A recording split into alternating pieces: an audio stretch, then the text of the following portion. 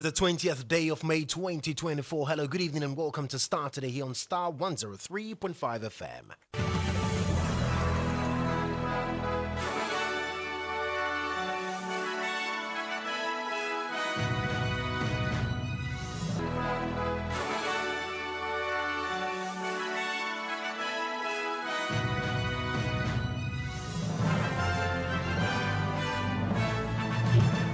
And coming up this evening, organized labor demands immediate cancelling of ongoing processes for sale of SNIT hotels to Agric Minister Dr. Brian Echampong, as it alleges current proposed terms differ from recommendations of transaction advisors. We have observed that the proposed payment terms have varied from the original MOU based on the recommendations of the transaction advisor. Organized labor, therefore, demands that the process of the sale of SNIT's interest in the hotels be cancelled immediately. Well, we'll hear from the group shortly, who are also threatening the mother of all demonstrations if their concerns are not heeded to. Government should be aware that we will not allow them to play chaskele with our funds. Should they dare go ahead, it will be the mother of all strikes in Ghana. Now, later in the bulletin, OSP traces payments of over 2.8 million cedis as salaries to ghost names under GES and Tamale Teaching Hospital in the northern region following a special audit of government's payroll. As he reveals, the action will save the country some 34 million cedis this year. We'll explore that shortly for you. Minority sounds alarm over alleged recruitment of NPP thugs into security services as NDC MPs reveal colleagues from NPP have been given 30 slots. It's 8,250 NPP foot soldiers disguised as police personnel going into an election. First of all, I wish to ask, what is the motive? Recruiting them 6 months into the elections. I'm concerned. When all is said and done, we have a country to protect. But you can politicize everywhere, but dare not politicize the security services. We'll have a conversation with them, plus get some security analyst perspectives to the issues on board. Private legal practitioner and member of NPP's communications team dismisses issues raised in petition against Special Prosecutor Kisie Jabeng, describing the petition as unwarranted. Does the OSP have a power of arrest? So if he exercises that, how is that? Then abuse of judiciary. We all see. A lot of us hold the view that for him coming to make these public speeches, it wasn't in good taste. Can that amount to abuse of judiciary? No. Well, we'll also take you to the Oforikwe municipality, where career coaches have begun a campaign to align students with courses that reflect their innate aspirations. We have details of these and more coming up shortly. Stay with us.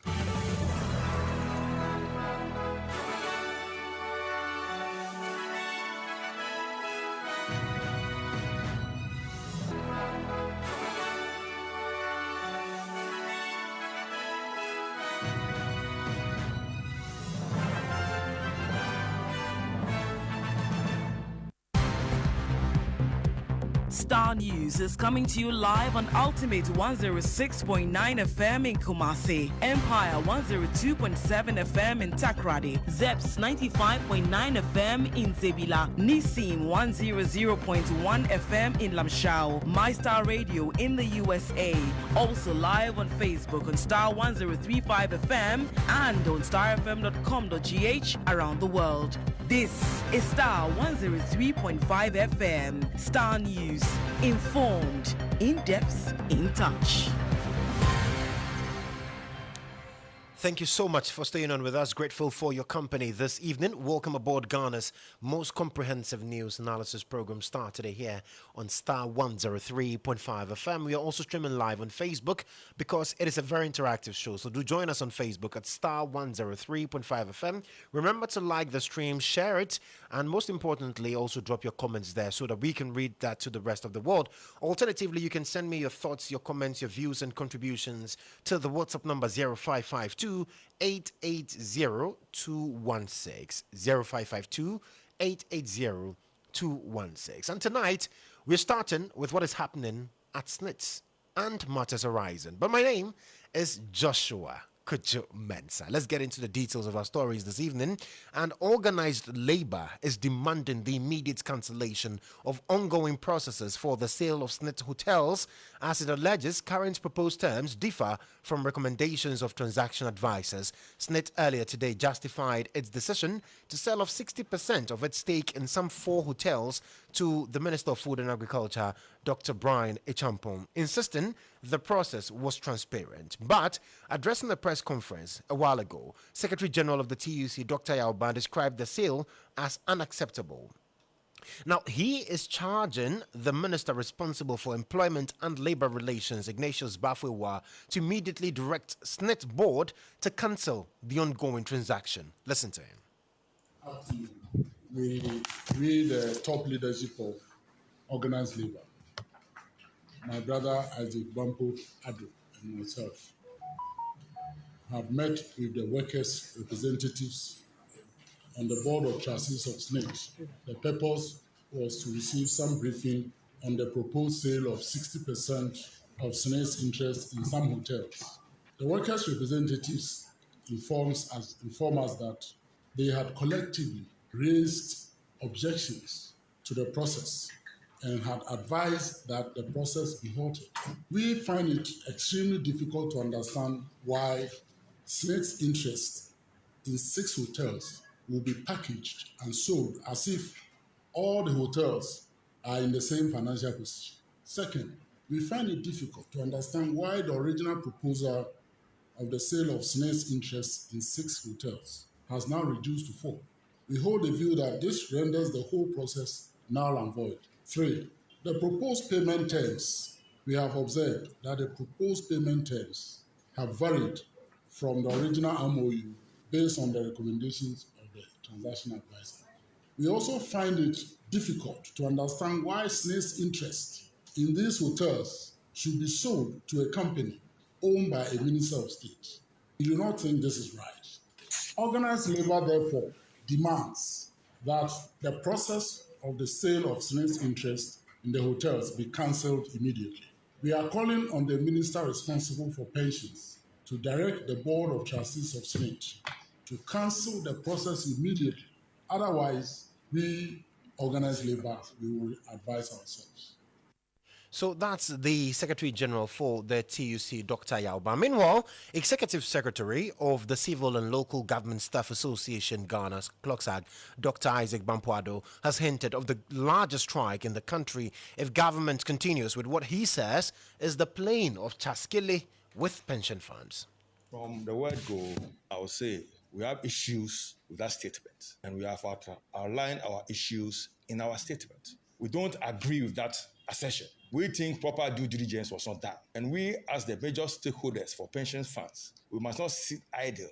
And I repeat, our pension funds are used for chaskele. We will not allow it. We are not happy with the due diligence that was done. And that's why we are calling that it should be cancelled immediately. We want government to know that these funds are not government funds. These funds are pension funds. And pensions are guarded by the Act 766. We have investment guidelines under Act 766. And clearly, these guidelines have not been followed. Government should be aware that we will not allow them to play chaskele with our funds. Should they dare go ahead, it will be the mother of all strikes in Ghana.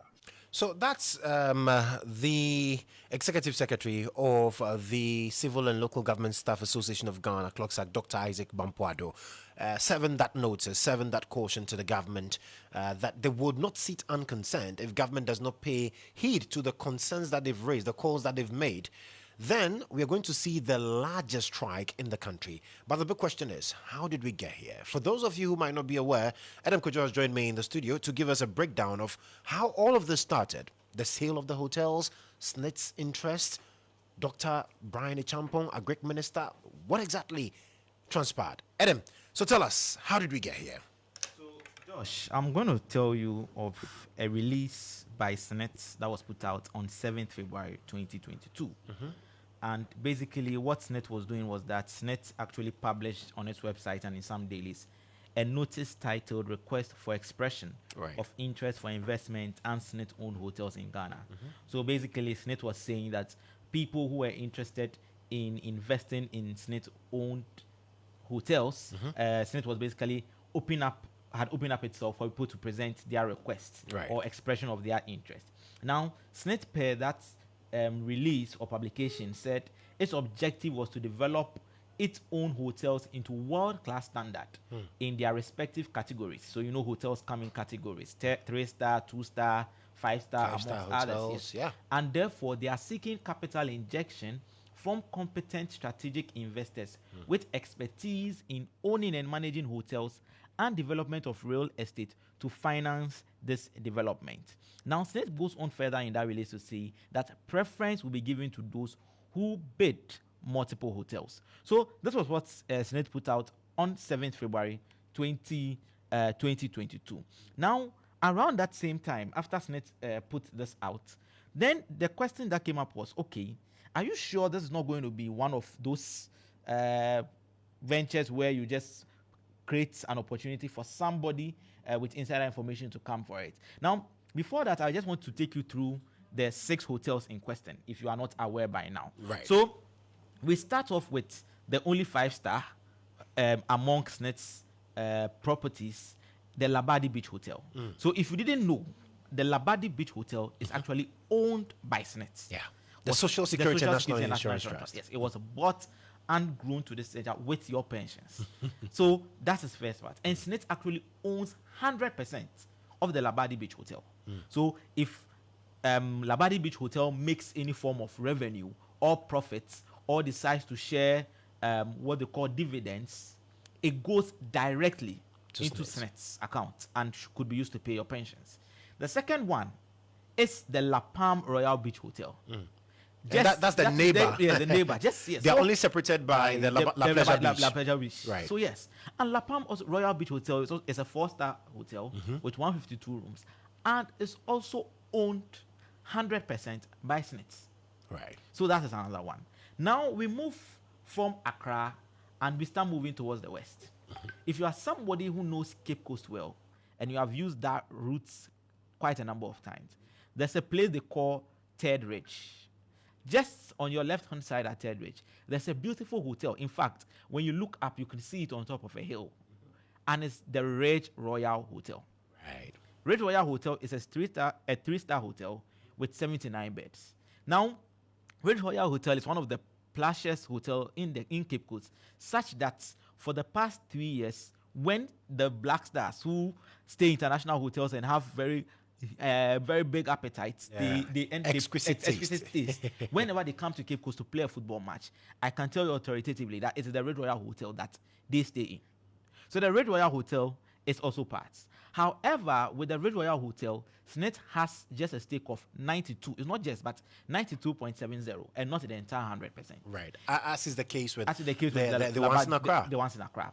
So we move from Red Royal Hotel, and when you go to the ancient town of Elmina, the Elmina Beach Resort.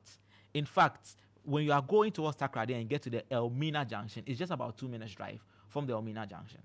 Now, the Elmina Beach Resort is also a 3-star hotel with 100 bedroom or 100 rooms. Yeah. 100 bed capacity. And with the Elmina Beach Resort, Senate equally owns 100% of that property. Right. So that is 4 of them. Then we move to Takrady.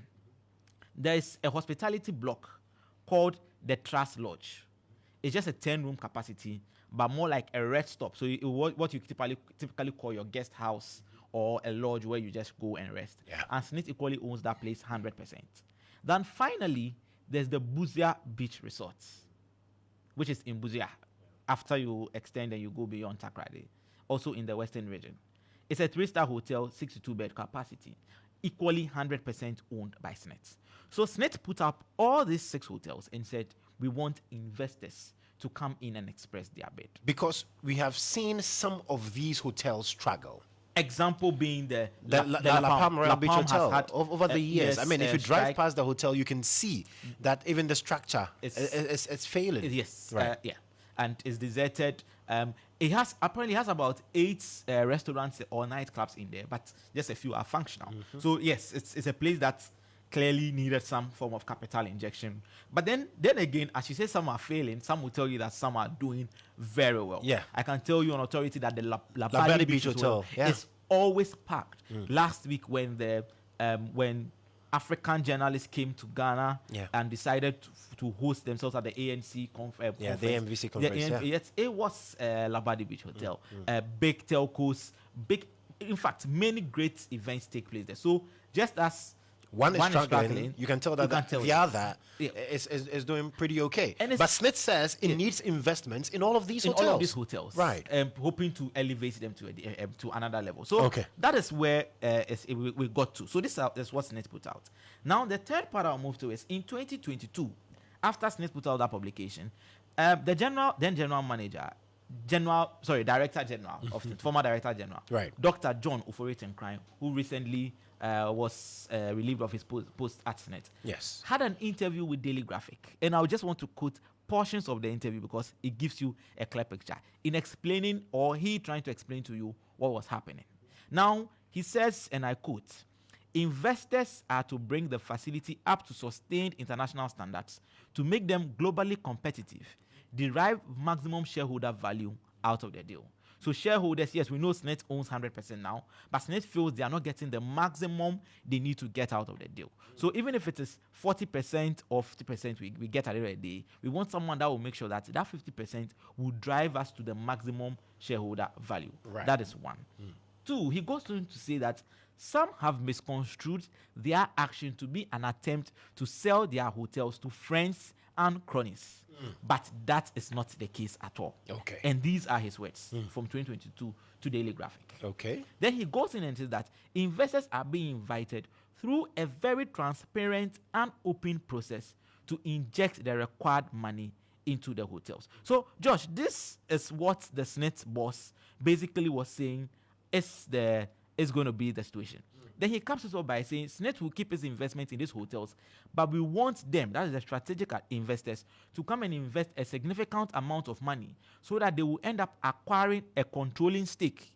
And because there will be people who have expertise and credibility in the hotel management business, they will be able to better manage the hotels and make them more profitable so that they can tag along. So SNET, the boss at least, was playing in there that whoever was going to come in, SNET was willing to give the person a controlling stake.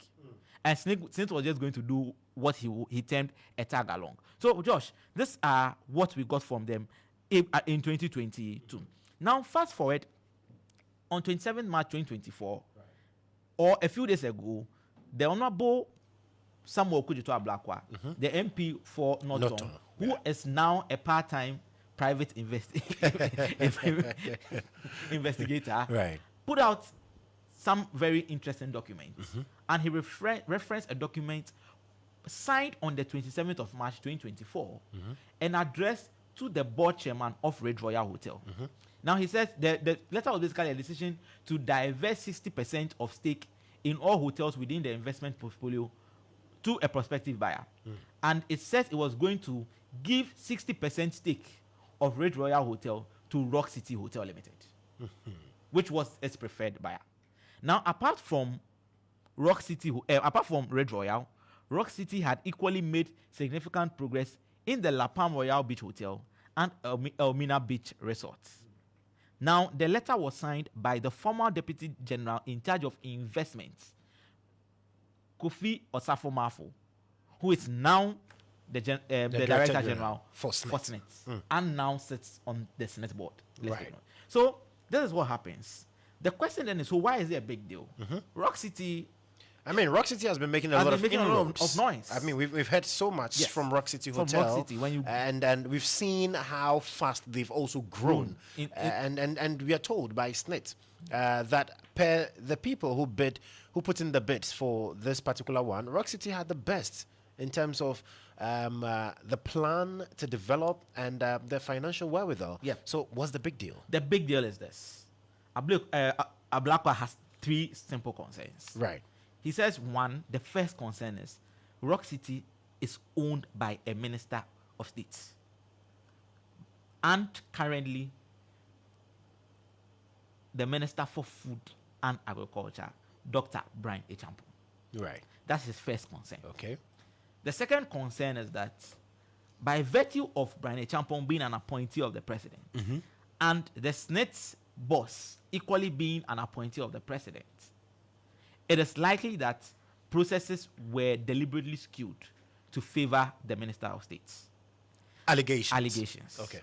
That's allegedly.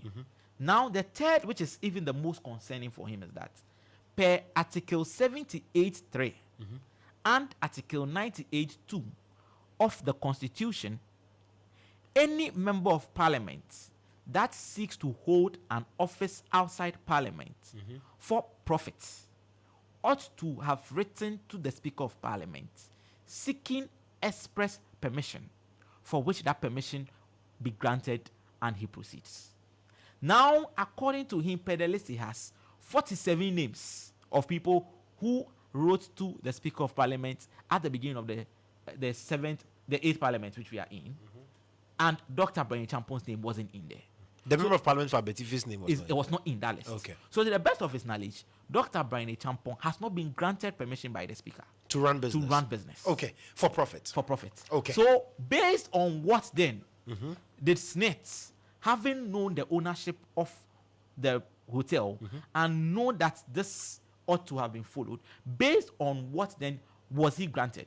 Assuming all things being equal. But that was captured in the response that SNET gave to Samuel Okudzuta Blackwell, talking about the fact that when they looked at the bids, the bid from Rock City was the surest one. The bid from Rock City could have been the surest one. Right. But the person, so the beneficial owner of Rock City, have a right to operate even such a business. Well, we'll get answers, because at the end of the day, SNET wants to operate. It wants to improve its businesses. And so it needs a business plan that fits into that model, a business standing that would be able to revive or, as it were, grow its businesses. So we'll get answers as to where the parallel can be drawn exactly. But Adam, thank you so much for bringing us that breakdown. So that's the history, that's the backstory to all that we are seeing now, with organized labor also joining the fray and then also issuing threats to government to cancel the deal, else risk the largest strike in the history of the nation. Meanwhile, the ranking member of the Parliamentary Select Committee on State Enterprises, he's also the member of Parliament for Peru East, Dr. Kwabnat Donko. He has described SNET's response to the scandal as contradictory. Listen to him. We'll have a conversation shortly. What is wrong with SNET is their own explanation.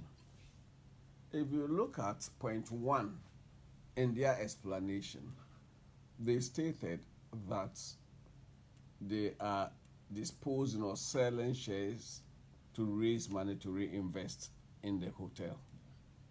It is a contradiction in terms. SNET could have come clean that we are divesting our interest in the hospitality business or in that particular hotel. I would have had no issue with that. I would rather then ask them to justify what is the business case. We'll look at their financials. How much has your hospitality business brought in as income compared to your other investments? And if your hospitality business is doing worse than other investments, it will be enough business case for you to divest yourselves. But if the hospitality business is bringing in more revenue in terms of investment, return on investment, than some of your other investment, why do you dispose of that first? But SNET did not even say they were disposing or divesting their interest. They said they were selling in order to re-inject money into. SNET is not the sole shareholder. You have 60% shares. And there is a process of capital injection. And the hotel is registered as a limited liability company. So again, there is a process. You either invite equity participation, and by so doing, diluting the shares of existing shareholders, or you go for loan, you go to the capital market or the finance market for a facility. But once you are selling your 60%, how then do you inject that back into the hotel? It's a contradiction. All right, so that's the Member of Parliament for Pru is Dr. Kwabna Donko there sharing his thoughts on the matter. And I must say that we sought to get some clarity and some response also from an anti-graft campaigner. Unfortunately, our calls to his phone have gone unanswered. And as and when we are able to raise him, we'll definitely bring him up on stream and then have that conversation with him. But you're still listening to Star today here on Star 103.5 FM. Also, we are live on Facebook. So do join us on Facebook with your thoughts, your comments, your views, and contributions.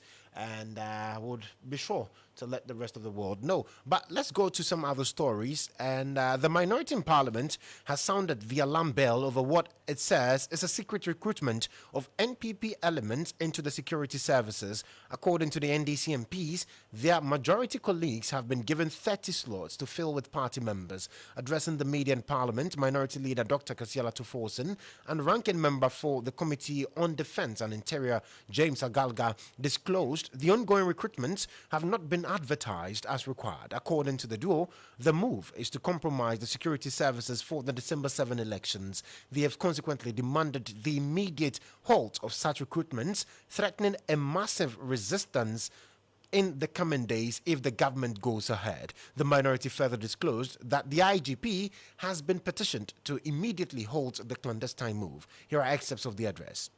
This government is bent on politicizing the security services, and if care is not taken, we will not have any security apparatus at all. You've seen pictures of people with disabilities. I mean, with all apologies to people with disabilities, I mean, recruited into the security services because of their partisan, character. All we're saying is that MPP must do this phenomenon of recruiting party vigilantes into our security services. Remember that a law was passed by Parliament against vigilantism. Now, the new trend is that rather than create vigilantes outside the security setup, they have decided to absorb their vigilantes into the security services.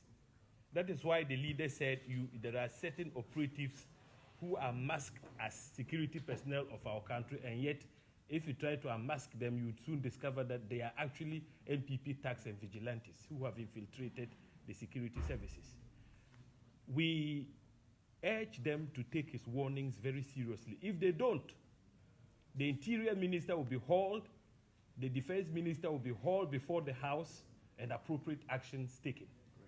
Let me state that when the Honorable Ambrose Derry, the former Interior Minister, sought to counter our press conference by stating that the recruits had gone through the procedure, I mean, he wasn't being truthful, because at the time it was evident that no advertisements had been made as is required by the service regulations of all the security agencies, including the armed forces. So that point was well made. Fast forward to 2024. How many years is it now? We're talking about 2019. So if you argue that you are clearing a backlog, let me tell you something. When an advert is made for recruitment, age is very important. And so if it's the argument that they are clearing a backlog, what do you think would be the ages of those who applied in 2019? They'll be disqualified by now. You see, because if you exceed 25, I mean, it's over for you. You can't be recruited into the police or any of the security services of our country. Your medical conditions must have changed. So that argument is wholly untenable. And so, like the leader said, this is an opportunity for them to recruit their party tax and hooligans into the security services. And the aim is to deploy those tax who will now be masked as police officers, immigration officers, and soldiers to help them rig the 2024 elections. And that is what the leader hinted, that we shall guard against any attempt to rig the elections with those they are attempting to recruit. In any case, we're saying that the process must be halted now. and adverts made so that Ghanaians who are qualified, right, can be recruited on the basis of merit and not nepotism and partisan considerations. And let me add by saying that, look, we have heard, and as I said, that each parliamentary candidate has been offered 30 slots, 5 for each of the security services, the 6 of them. 5 for police, 5 for immigration, 5 for fire service, 5 for army, 5 for air for prisons. But let me say, so if it is 30 times 275 constituencies, it's 8,250 NPP foot soldiers disguised as police personnel going into an election. First of all, I wish to ask, what is the motive? Recruiting them 6 months into the elections. I mean, I'm concerned. When all is said and done, we have a country to protect. But you can politicize everywhere, but dare not politicize the security services. But where the country is going is a matter of concern to us. And that is why we are raising the concerns now.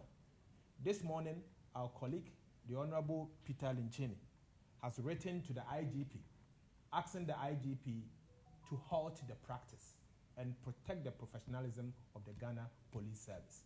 We are not stopping here. The ranking member is also here now. He's sending a warning to the minister responsible for Interior with the force of the NDC minority. And we are telling all those security agencies to comply with the laid down principles and procedures in recruiting people into the security services. We can't run a country like this. The trend is worrying, and we need to stop it. So we are calling on them that we are all Ghanaians. Every Ghanaian, regardless of the person's political color, deserves to be treated fairly. And therefore, we are asking them to halt this process. And if they want to recruit people into the police service, immediately they should advertise, and the process must be transparent, and the right people must be selected for the purposes that we know that the service is going to perform. They are going to work for the state and not the MPP party, and it should be made public. So that's the minority leader, Dr. Kasela Tufos, and before him you had James Agaga, who is the ranking on the Defense and Interior Committee of Parliament, basically not mincing words with what they believe is the recruitment of persons believed to be aligned with the NPP into the security services, ostensibly for the December 7 general elections. And the question the minority is asking is why now? Why these people? Because they are also raising concerns of MPP MPs in Parliament now receiving slots, 30 slots each, to recruit people into the security services.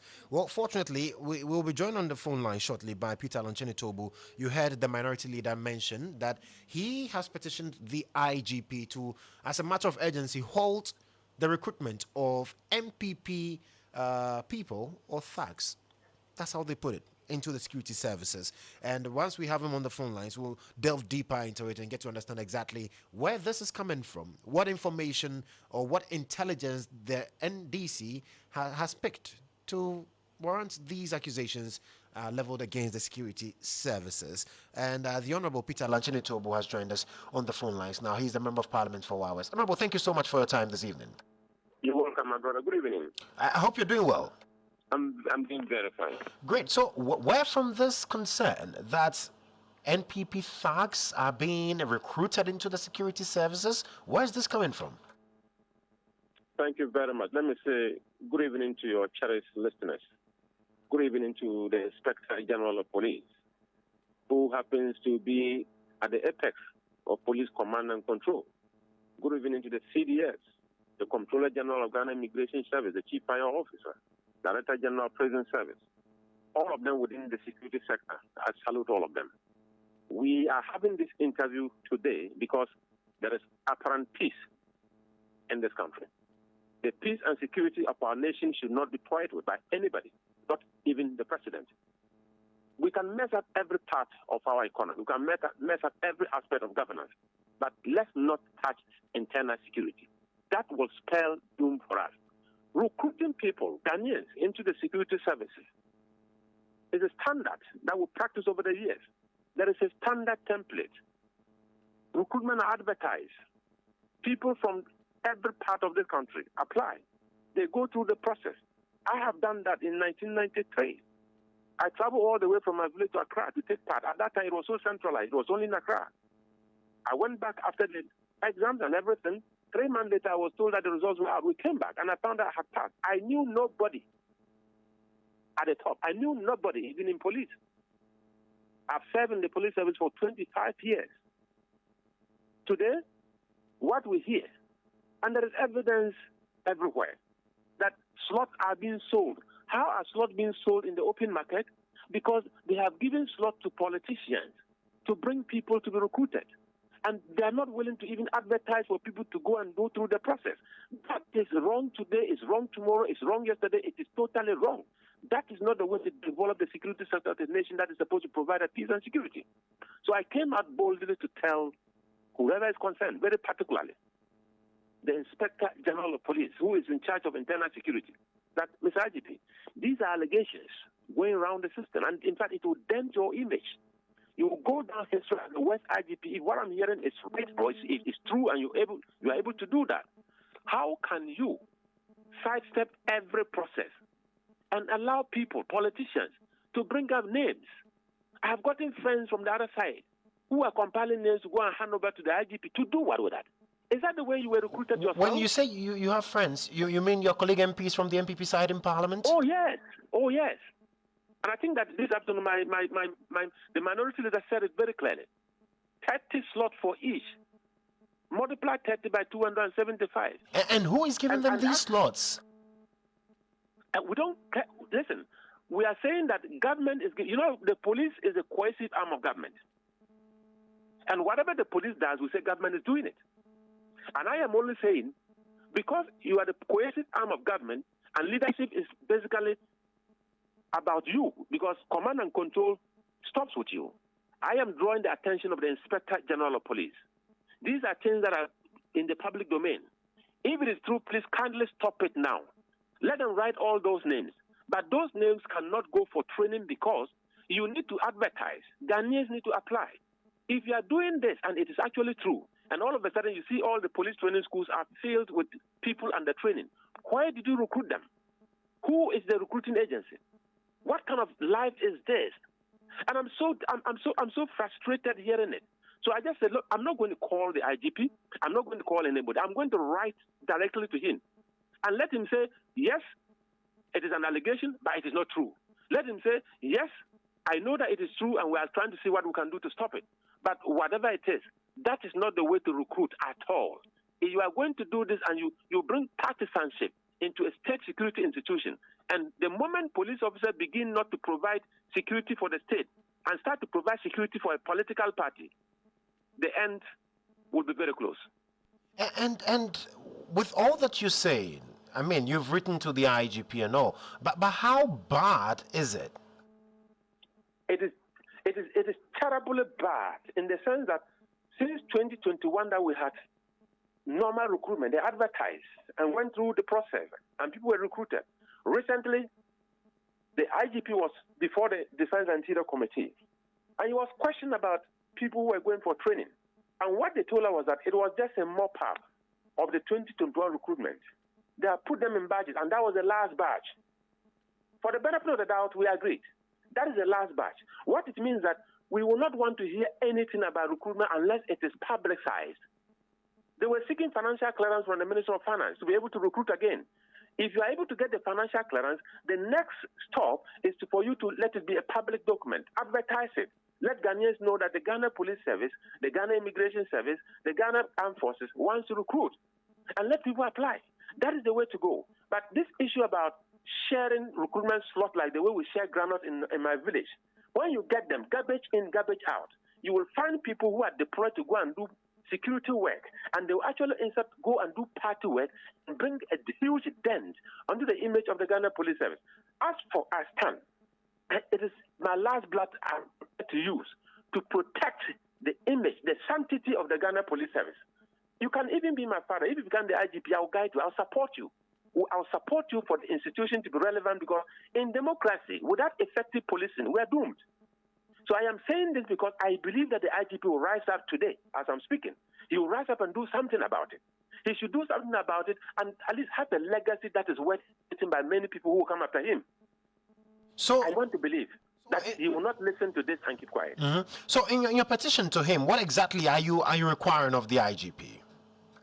I am saying there are two allegations. One, it is alleged that politicians have been given slots, but you are the head, administrative head, operational head of the Ghana Police Service. Recruitment is an administrative function, and it is headed by the Inspector General of Police. So by procedure, it is deemed that you are the one who is giving the slot to the politicians. If that is true, my brother, stop it. It is not a thing to do. It will dent your image, destroy the Ghana Police Service. Number two, it is also alleged that officers who are in the police training school now, the police academy, will be graduating and being commissioned as senior police officers. For the first time, we have over 400 of them in course 53. This is the 53rd course since the college was established in 1959. And we are hearing that even though they are almost finishing the first semester of the two-semester system, just a 6-month program, they're almost done with 3 months. Another list is being compiled. And I think that initially, the new Minister of Interior made a comment about that he told the IGP that they were compiling a list. I came out boldly and told the Minister for Interior that, Mr. Minister, you don't have any administrative right to compile a list. You cannot. If the IGP is compiling a list, let me hear that. But the IGP cannot compile a list now because a course is capped. They are under training. If you want to think about the next course, it is your right. But you can't compile a list now and go and add onto a course that is almost halfway gone. We don't do that. If you do that, you destroy the professionalism of the whole institution. But I'm hearing that it is still being done. But if that is being done, I am alerting the IGP. Also, stop it. Okay. This is bad. But I recall the last time that this issue came up, we heard from the sector minister. The interior minister said, "Well, this is not that's not the issue. There is no political recruitment into the security services." It is the interior minister himself who said, "I have told the IGP that we are putting a additional special recommendation list together." And the minister doesn't probably know how special recommendations are done within the service. Special recommendations are not done with political pronouncements. Special recommendations are done by commanders who can assess officers who are working so hard, and they distinguish themselves. And in line with the police service instructions, they write to convince the IGP that this particular officer is outstanding. Can we promote him to move faster into command position? Even at the headquarters level, Appointment and Promotions Board will sit and review all those recommendations, and gradually they'll get a few who are really outstanding, and they'll promote them to join another course. But it is not for a politician to come and make pronouncement that he is compiling the list. You are dropping from a policy level into administrative or operations, which is a no-go area. It is wrong. The minister is the policy head representing the president. The Inspector General of Police is the administrative or operational head of the institution representing the president. So let nobody cross the other's path. They need to collaborate and work together, but none can micromanage the other. That is bad. That will destroy our internal security. Very well. Oh, no, thank you so much for your time this evening. We appreciate your time. I'm always grateful. So that's Peter Lanchene Tobu. He is the Member of Parliament for Wa West and speaking to us on this matter because he has petitioned the Inspector General of Police on these developments, like you heard. And so they have concerns and they want the IGP to either confirm or deny the concerns that they have in terms of political recruitment into the police service, into the immigration service, and the other state agencies. But let's get some more on this development. We've been joined on the phone lines by Adib Sani. He is the CEO of Jatike Security Solutions and more. And he's joined us on the phone lines now.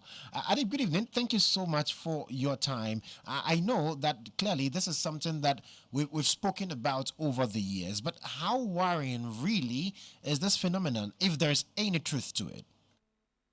Can you give me a background, please? I seem to have forgotten. Sorry. Hello, Adib, can you hear me? I can hear you loud and clear. Can you hear me? Yes, I can hear you now. Yes. I'm saying, can you give me a background? I wasn't listening to you from the onset. Right, so I'm talking about the political recruitment into the services, the Absolutely. security services. I mean, the Okay. allegations have been there. And now the Yeah. minority is also alleging that they've picked up information that seems to suggest that the ruling party is now using the security services to recruit party faithful into the security services, and they believe this is ostensibly to deal with the December 7 elections. And I'm asking, if there's any truth whatsoever to this, how worrying of a situation would that be? Well, this is not new. I mean, I've also received a lot of information from highly placed sources within the Ghana Police Service who indicated to me how slots were shared to regional executives and other party apparatus by the top hierarchy of the Ghana Police Service. So I'm not in any way surprised about what is going there, because there are instances an individual would be recruited, then later, after he has been recruited, he would receive a call asking for background information about him. It is also not surprising to me, owing to what I said some time ago about the potential of these party boys, especially members of these vigilante groups, becoming legitimized by state institutions absorbing them. And so it is now gone beyond the so-called national security absorbing these people. But there's been reported cases of even the Ghana Police Service giving opportunities to these individuals to join the police service. I think it is an unfortunate situation, and if care is not taken, we might end up recruiting the wrong persons into the police service. I mean, enough of the protocol list, and I think that is what is taking precedence over persons who actually deserve to be part of or to be recruited by the Ghana police. But we've allowed politicians to hijack it. Almost everybody has a list, and that is unfortunately the present situation. But in this instance, for instance, we're hearing that MPs have been given 30 slots each to recruit into the various security services. And if you say enough of the protocol list, how really are we going to stop this? Because, like you said, this is not new. We've seen this happen over the years. How do we ensure that this does not interfere with getting the right people recruited into the services? Well, to a large extent, I think this question should be put before the IGP and probably the Police Council, which is chaired by the Vice President of the Republic.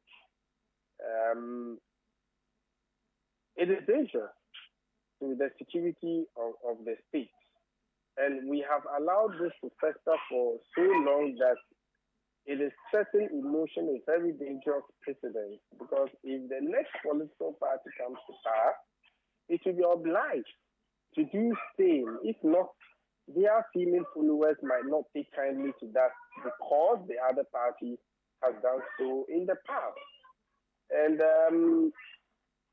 I think the IGP needs to be to appear before Parliament to answer some hard questions pertaining to this and many more issues that has been making rounds. I mean, I have a lot of police friends. Some of them are highly placed. And sometimes when we talk and I hear the kind of things happening within the police service, how a lot of the finest officers are sidelined, how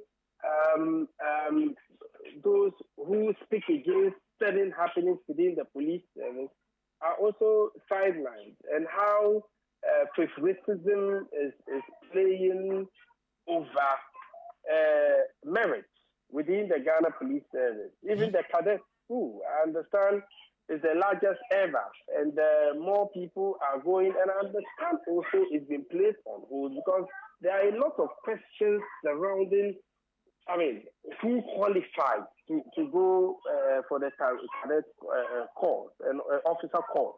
and all that. So surely there's a lot happening within the police service. And believe it or not, a lot of the top hierarchy of the police are not happy about certain happenings. Unfortunately, I thought the committee put together by Parliament to look into the allegations and other issues pertaining to the Ghana Police Service would have made some progress. Unfortunately, look, it was just a waste of taxpayers' resources and your time and my time, because the media extensively covered it. What has happened to that committee? Absolutely nothing. So it looks like, nothing seems to be progressing in this country. So the commitment is not there? No commitment whatsoever. There are legitimate issues, like very worrying, legitimate issues within the Ghana Police Service. If I tell you the level of frustration among the rank and file of the Ghana Police Service because of certain happenings within the service, you wouldn't believe it. Because it is so distressing. All right? The level of favoritism, the kind of things officers, it is not everything I can say on air. But I thought it would have been a great opportunity to look into the Ghana Police Service so we would find ways of making it better so they are able to serve the people better. Unfortunately, nothing came out of it. Wow. Well, so as it stands now, the concerns have been raised. The IGP has been petitioned. Is that enough? I think we still really need to look into the Ghana Police Service. I don't think the Ghana Police Service is how it appears on social media. It appears like a functioning institution, everybody is happy and all that. But trust me, if you go deeper, you would realize that there are a lot of fundamental issues within the Ghana Police Service that needs to be addressed. And so for me, I am not surprised because the Ghana Police Service has become extremely political, my brother. Okay? So for me, I think that we need to look into the Ghana Police Service in its entirety, because what is happening with respect to this political recruitment is only a tip of the iceberg. There's a lot more that needs to be looked at. Then we can all collectively bring our ideas together and see how we can make things work. Look, I know of a certain individual who has been extremely instrumental in curbing the robbery situations in the north. Trust me, look, this man, through his leadership, has done a lot of wonderful things for Mother Ghana. But in the end, he's been brought back and sidelined. I mean, tantamount to a police officer without portfolio. Why? Because somebody doesn't like him. I can count a lot of these cases, a lot more of these cases that come up on a daily basis. Right. And trust me, look, I have one of the most active security groups made up of all the security agents and journalists and all that. And if you see the kind of things people put up on that platform, then you would know surely the Ghana Police Service is sick. Well, Adib, thank you so much for your time this evening. Thank you. So you heard there, Adib Sani, CEO of Jatike Center for Human Security and Peace Building. You're still listening to Starr today on Starr 103.5 FM. Starr today, first, fast, and credible. Now, private legal practitioner and a member of the NPP's communication team, Kingsley Amwakwa Bwedu, has espoused that all issues except procurement breaches are not tenable to justify the establishment of a prima facie case against the special prosecutor to warrant his removal. He was reacting to a petition filed by Martin Amidu, the immediate former special prosecutor, calling for Mr. Jabin's impeachment. Mr. Amidu alleged in his petition to the president that the special prosecutor breached certain provisions of his office, necessitating his removal. Speaking on the Breakfast Review segment of GA Today with Lantan Papanko, Kingsley Bwedu stated that the petition was simply unwarranted. What is the law that says I cannot offer a salary structure which probably can get you to come and join? What is there? Does the OSP have a power of arrest? So if he exercises that, how is that? You know, then abuse of judiciary. We all see. A lot of us hold the view that for him coming to make those public speeches, it wasn't in good taste, right? So does that not amount to, but bringing can that any amount to abuse of judiciary? judiciary into disrepute? No. And if it is so, you see, what are the elements of that? The fact that I'm saying that I am not getting help from the judiciary. If you look at it, if you listen to his speech, we are saying no, that's not the way to go about it. At least go and sit down with the chief. Go with your people, introduce yourself to the chief that we have come, we are even coming to greet you. Then establish some rapport with any of those institutions. Right. But to come out there now, RTI, not disclose. Are there no provisions in the RTI Act itself that says that if you want something and it's not given, this is where you go? Where I find issues is the 5 procurement breaches. Yes.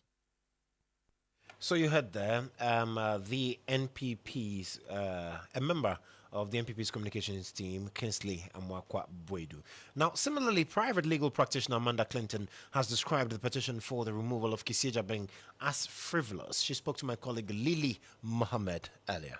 As his office has previously said when he took tenure, that the OSP prioritizes transparency in anti-corruption efforts by issuing media releases after major judicial pronouncements or decisions. These releases inform the public about the OSP's position on whether the opinion advances the fight against corruption.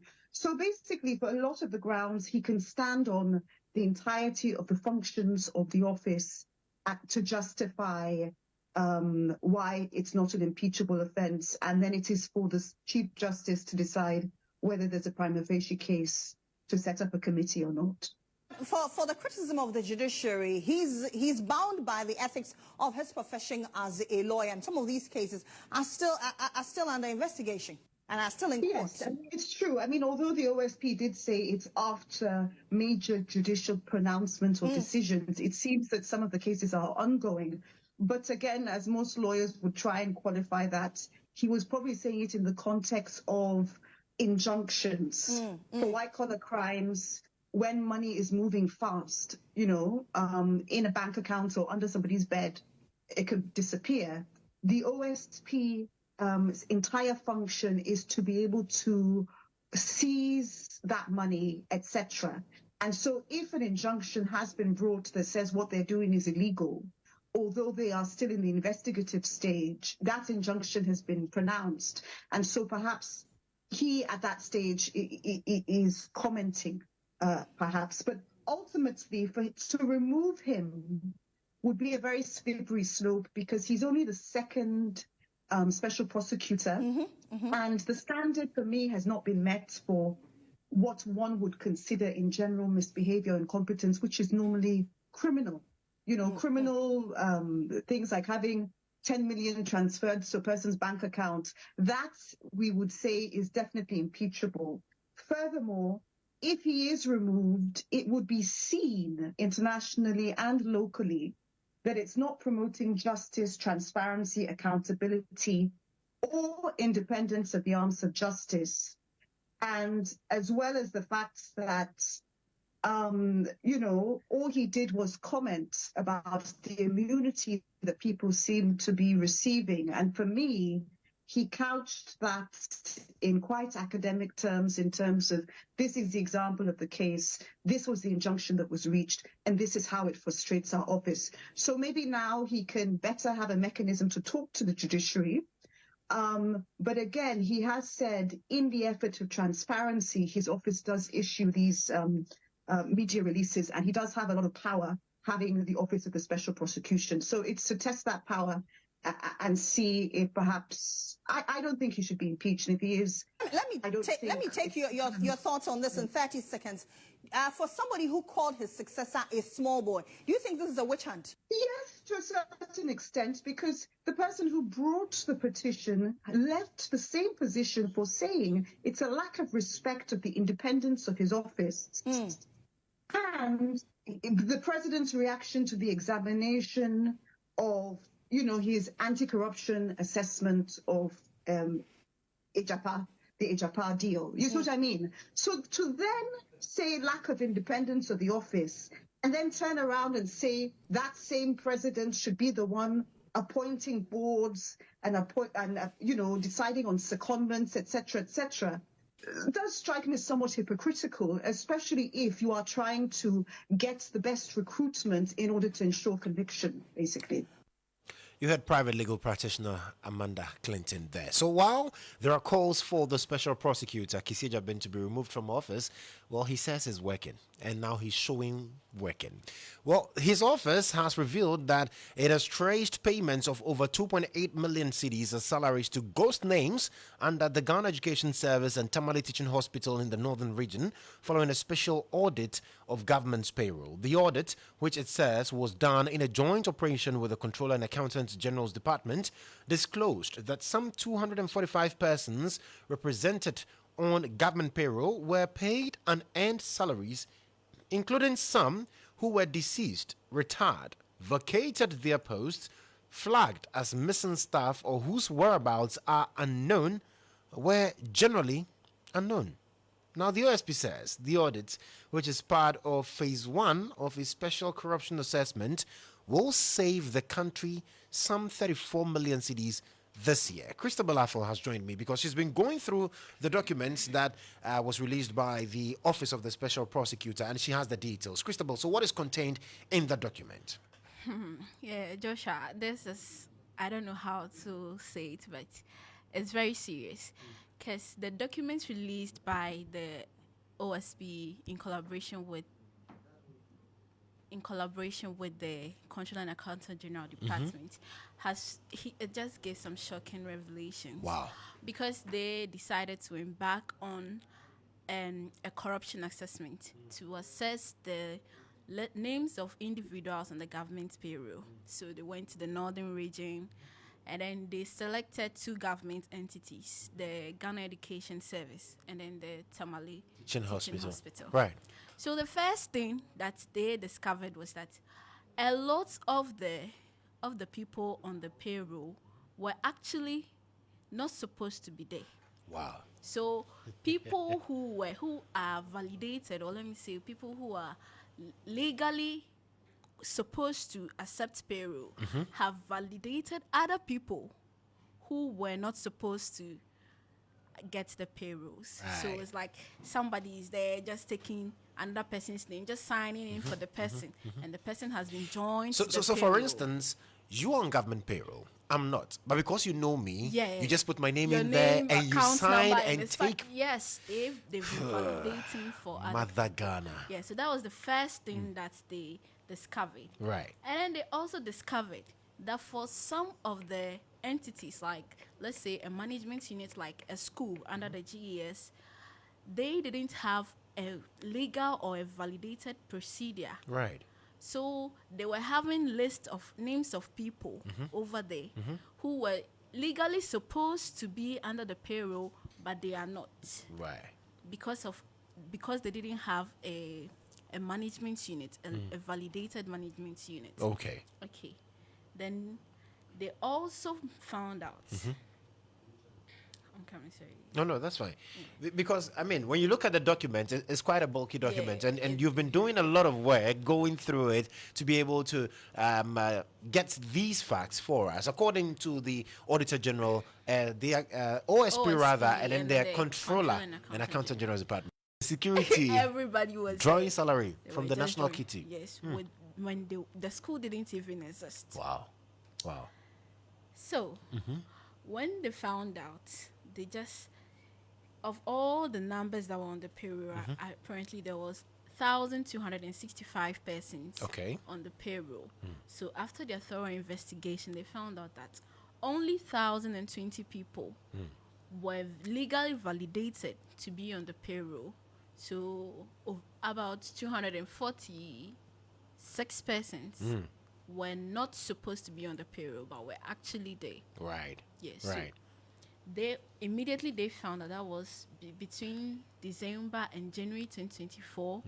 They just blocked or froze the All accounts those of accounts. such persons. Right. And then From freezing the accounts, they realized that they've been able to save 2,854,144 cedis for the country. Which would have otherwise gone into the pockets of people who don't deserve to have the January salaries. that they froze the account and today, May. Right. So between just this 4 months that they realized and froze the account, they actually saved they found out that 2,844,000 cedis has been saved. no, So if not saved actually, right. have been spent or have been lost. Oh, okay. So this ghost names. Right. So they've actually been paying 2 million, over 2 million, over 3 million to these people who don't deserve didn't even payments. deserve payments. And the country is struggling. Yeah, really. And the amazing thing is there are people who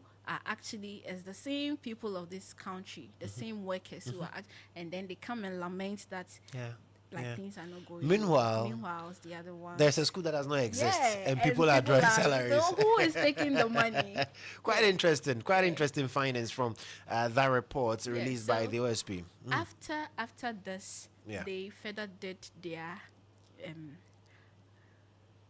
they checked the accounts, and then they realized that should they have not embarked on this process, right, then from the January to this end of the year 2024, the financial year, the country would have lost 34,249,737 cedis just this year. But for this particular audit, yes. Wow. So had they not done the audits this year, that's the amount that we would have lost to people who didn't even exist.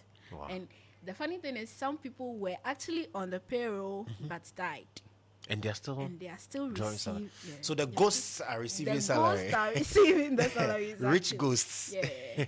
Interesting. Well, So the Office of the Special Prosecutor has in the document is saying that although they found this out, they don't plan on sitting down. Okay. They are going to continue the audit in all of the 15 regions in the country to make sure that they try to curb corruption cases because it's getting serious. And all of this is just in the northern part of the country. Yes, just and northern not region. even the whole part of the northern region. It's just in two government entities. Yes, the and would have teaching lost over hospital, 34 million Yeah. by the end of this year if this had not been done.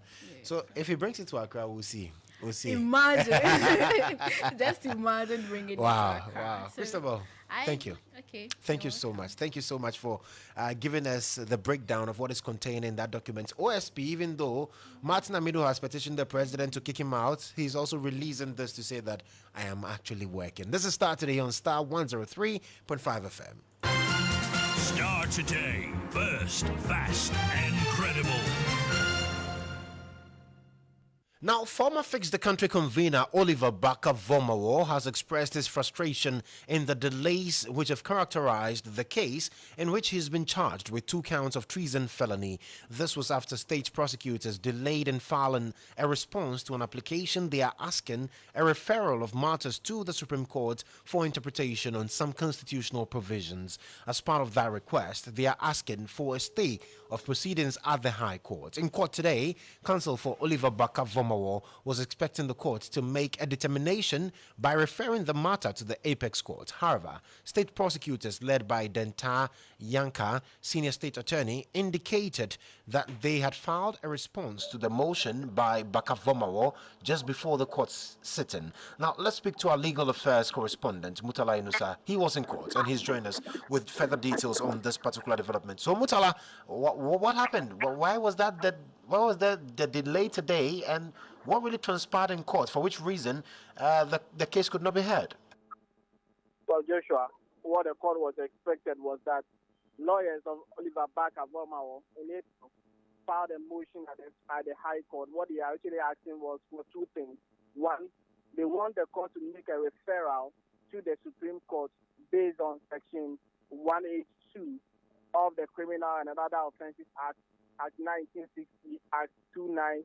And what they are actually asking for is that if you look at that provision, the Supreme Court will determine whether it is inconsistent or it contravenes Article 32, 33, and 1911 and 19 and 21 1A and B of the 1990 Constitution. And when there's any case happening at the lower court where a constitutional interpretation arises, it revolves on that particular court to make a referral to the Supreme Court for interpretation. That is the request that the lawyers have put before the court. And for that matter, we are asking for a stay of proceedings for the Supreme Court to be able to deal with that particular interpretation that they are seeking before any other thing happens. However, the court has made certain pronouncements as earlier in relation to other legs of this very case.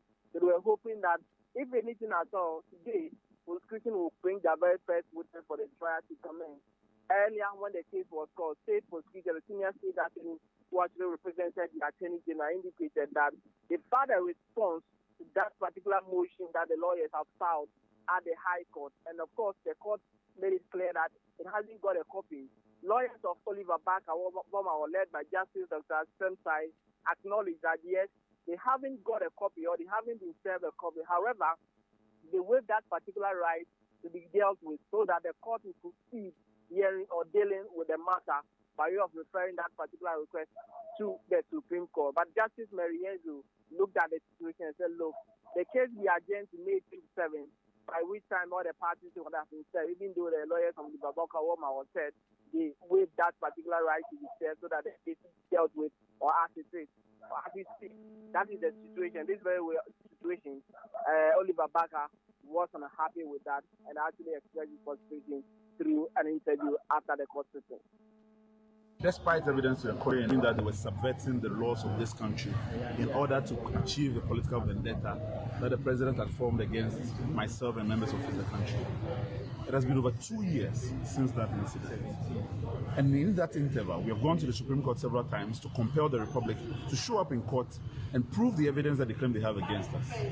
Every single day we come before this court, a court that is supposed to be committed to justice, a court that is supposed to give to each individual in this republic a fair trial. Consistently, we've been met with nothing but tricks and agendas. Now, for so many of you, we have continued to emphasize the point that we have before a regime that is not committed to the rule of law and to ensuring that every citizen lives to the promise of this democracy. It continues, and you continue to see the charade and what has happened so far. Now, for them who paraded over 50 armed individuals and snipers, for them who believe that we were a threat to this republic, for so long they have not been able to match those words with the evidence that is required in this trial. Today, again, we've appeared before the court, where we filed an application challenging the constitutionality of the charges that were brought against me. Over 2 months, the Attorney General has chosen today, this morning, when they were supposed to commence trial, to come and file a response. And even though our lawyers, aware of these tricks, told the judge that we were waiving any opposition to the response that they filed today, the judge has refused to hear us. Again, none of this is a surprise to us. But for those of you who believe that in fact this is a regime or this is in fact a democracy, well, you have it before your eyes. What you do with that information is up to you. But we are clear that wherever in any society where justice is not delivered to its citizens, it's a society that will not last long and peace will not prevail. And so for those who are put in charge of this democracy continue to do things that imperil the democracy, let us not become Jeremiah, that we warned you and we told you. So our case, and we'll continue to plead that case, that if they in fact believe that we were intending to overthrow this democracy, then they should show up in court and prove that to the everyday Ghanaian. But this partisanship and the continuous politicization of people's lives because we know nothing but to grab power and to steal and to plunder and to subject our people to poverty, that regime will end. And whether it ends with them being voted out or it ends with the end of the Fourth Republic, it is for you Ghanaians to choose. But we tell you that this democracy cannot stand if it continues this way. Thank you.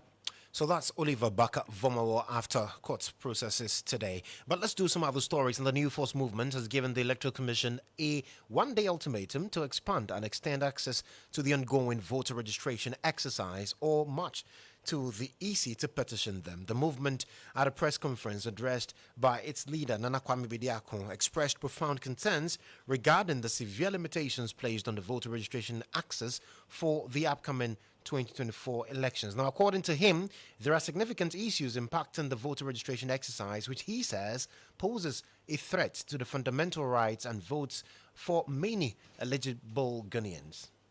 Rights. And this, I have put a petition on behalf of the nation against it, asking the EC to reconsider this duration and extend the time for us. 27th of May, this practice is supposed to end, making it exactly 20 days. For 33 million people as a nation is certainly not enough, certainly impossible to make it right for a country. Now let's look at other countries like Europe or America. They have a whole year that they open their systems for the nation to be able to register their voting rights. When you come to Africa, it's the opposite. They're giving us 20 days. 20 days. Not only that, but looking at this petition that I'm asking for an extension, let's consider the youth of this country. This practice is going on in May, when it's the time, the actual time for most educational platforms in this country to be preparing for their exams. You heard the leader of the new force, Nana Kwame Bediako, speaking there. Now, investigations are underway to determine the cause of the premix explosion that killed 2 people and injured 14 others at Ingeresia, a community in the Sekondi Takoradi metropolis of the Western region. The deceased, aged 7 and 15, are among 13 victims who were sent to the Fiankwanta Regional Hospital, while the other 3 are at the St. Benedict Hospital. There's more in the following report. According to the chief of Ingracia, Nana Doku Ajiman III, the incident happened at about 4 p.m. on Saturday, May 18, 2024, when some fishermen were transporting premixed fuel in gallons to their canoes along the beach. The blaze also affected 2 stationary vehicles, a Land Rover and an Opel Astra, as well as some wooden structures close by. The chief explains that due to the unavailability of access route from the main road to the beach, the fisherfolk usually roll the barrels of fuel on the ground to the beach. It, however, exploded this time while being transported. Was the baby and a drum no, rolling no, it all about get place of where the canoe is. And say, unfortunately, another say, we do if you prefer pen and you call it the premise of being more to roll is our companion when we pay if you drum no more. And tell my people of India that there is a road at the seashore side, which we are intent to create that road. If the road is there, all this thing will not happen. Assembly member for the Mempiasem Ingracia electoral area, Kodjo Mensah, told the news team the victims included 11 males and 5 females and children. And then if you is taking charge of 13 of them. There were 2 out of the 13 who were sent to the theater. And then this morning, we've lost 1. We are just from the morgue. And you could see the lifeless body of the young boy. He is 15 years. So out of the 16, we have 5 who are female. And then we have 11 who are male. Professor Grace Ayenso Dankwa, who is the NDC's parliamentary candidate for Sikado Ketan constituency, was present at the Efia Nkwanta Hospital to assist with the surgeries. He also donated some items to the hospital to aid their operations. For the patients, as we just finished one, and I'm going through the rest of the ward. And then we've also identified some of the victims that need to be transferred. It's a lot of work, but I think that that's the job that, since this is in my field of medicine, the healthcare of Western region is very poor. And I think that there's a lot we have to do. Because as it is right now, all these patients are being transferred outside of the Western region. So you heard that report there. Let's now bring you the latest in the world of sports. And Benjamin Yamwa has joined me with what's happening in the world of sports. Bengazi, what's happening in sports tonight? Well, thank you very much, Joshua. And in sport, the Black Starlets of Ghana, that's the U17 team of Ghana, will need a win against Benin tomorrow to secure their top spot in the ongoing campaign in the African or WAFO Zone B Championship being held in Ghana.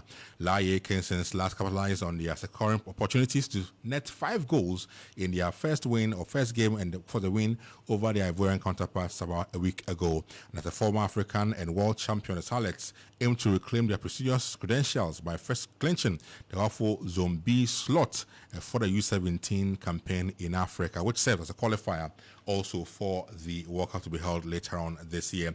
Meanwhile, Confederation of African Football CAF has appointed former Black Stars coach C.K. Akono as a consultant. Now, the ex-Bundesliga star who departed Ghana for Tanzania on Sunday night was handed the consultancy role in a ceremony held in Tanzania.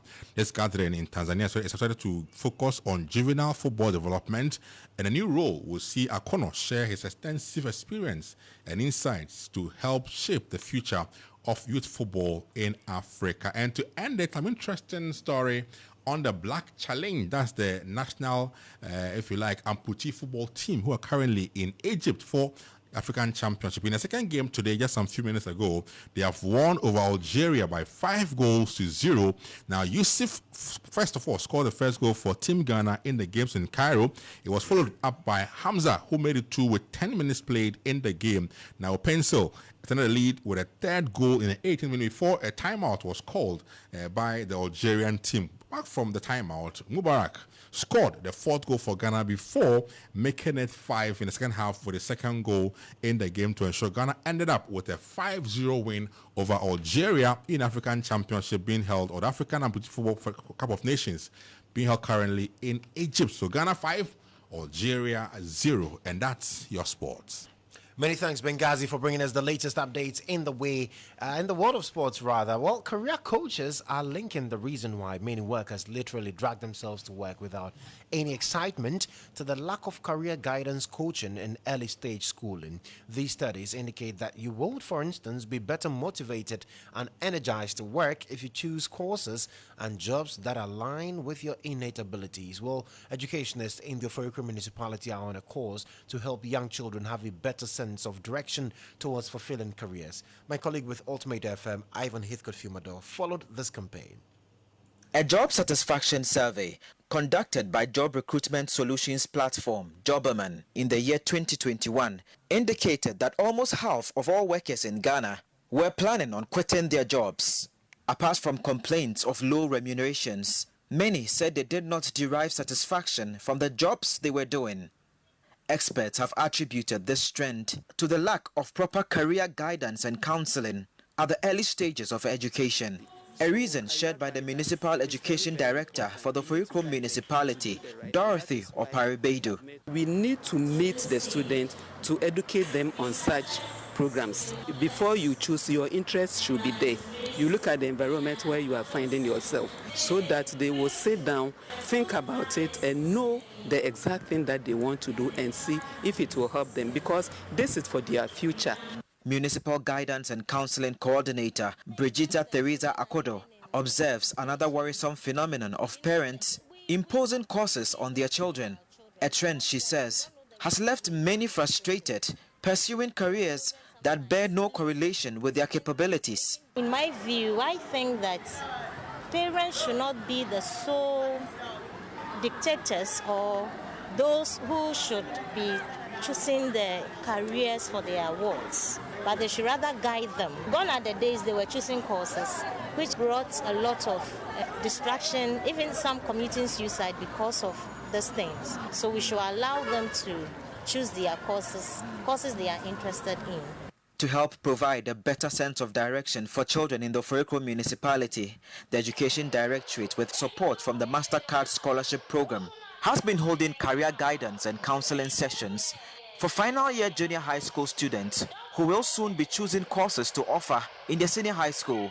So when you are selecting courses, don't ask your friend, "Course when I will." Deputy Programs Manager for the MasterCard Foundation Scholarship Program, Samuel Nash, expressed worry that the limited emphasis on career guidance, especially in basic schools, could prove costly for children who might not be able to change their courses of study as they progressed to higher education. There are a lot of studies that actually confirm that in our part of the world, career guidance is something that is missing, particularly at the lower level. And if you look at our educational structure, your career is almost determined by the time you get to the secondary school. If somebody really wants to become a medical doctor and the person is reading business or maybe general arts, it's impossible in the Ghanaian context. So at that young stage, if they don't have any guidance at all, then the person may be lost. The participating children were also taken through healthy ways of studying towards their basic education certificate examination, as well as harmful vices that could derail their educational careers. Reporting from the Foriko municipality for Star News, Ivan Heathcote Fumado, Ultimate FM.